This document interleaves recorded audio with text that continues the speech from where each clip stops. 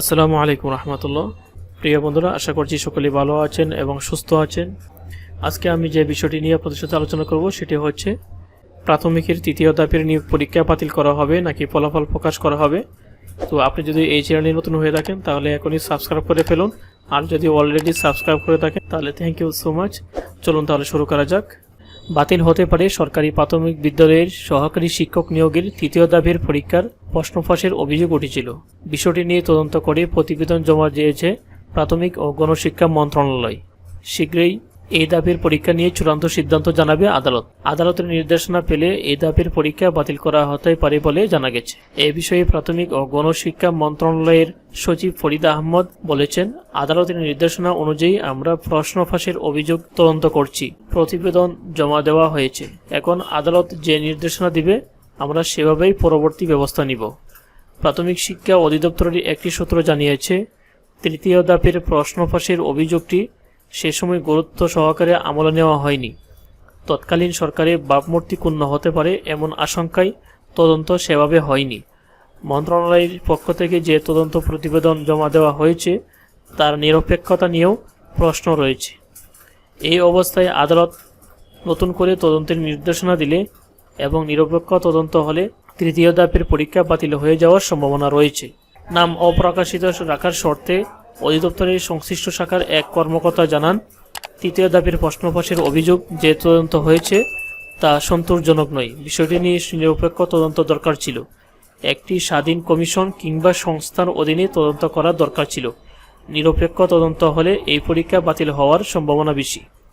জানা গেছে, তৃতীয় ধাপের ঢাকা ও চট্টগ্রাম বিভাগের 21টি জেলার পরীক্ষা হয়েছে।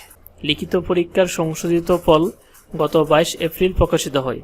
এতে 46,199 জন প্রার্থীকে মৌখিক পরীক্ষার জন্য নির্বাচিত করা হন। আর এই পরীক্ষা 29 মার্চ শুক্রবার সকাল 10টা থেকে বেলা 11টা পর্যন্ত জেলা পর্যায়ে এই পরীক্ষা অনুষ্ঠিত হয়। পরীক্ষার সময়ে প্রশ্ন ফাঁস নিয়ে অভিযোগ পাওয়া গেছে। এরপর দাবি শিক্ষার্থীসহ একাধিক ব্যক্তিকে গ্রেপ্তার করা হয়। প্রশ্ন ফাঁস চক্র পুলিশের হাতে গ্রেপ্তার হওয়ার পর প্রাথমিকের তৃতীয় ধাপে প্রশ্ন ফাঁস হয়েছে বলে আদালতে 164 ধারায় জবানবন্দি দিয়েছেন আসামিরা। এ বিষয়ে তৎকালীন ঢাকা মহানগর গোয়েন্দা পুলিশের প্রধান হারুনুর রশিদ বলেছিলেন, তৃতীয় ধাপের প্রশ্ন ফাঁস চক্রের কয়েকজনকে গ্রেপ্তার করা হয়েছে। এ বিষয়ে রমনা থানায় মামলাও হয়েছে। গ্রেপ্তারকৃত পরীক্ষার্থী হলেন মনীষ গাইন, পঙ্কজ গাইন ও লাভলি মণ্ডল। এই তিনজনকে আদালত গত 25 এপ্রিল প্রশ্নপত্র ফাঁসে নিজেদের সম্পৃক্ততা স্বীকার করে আদালতে 164 ধারায় জবানবন্দি দিয়েছে।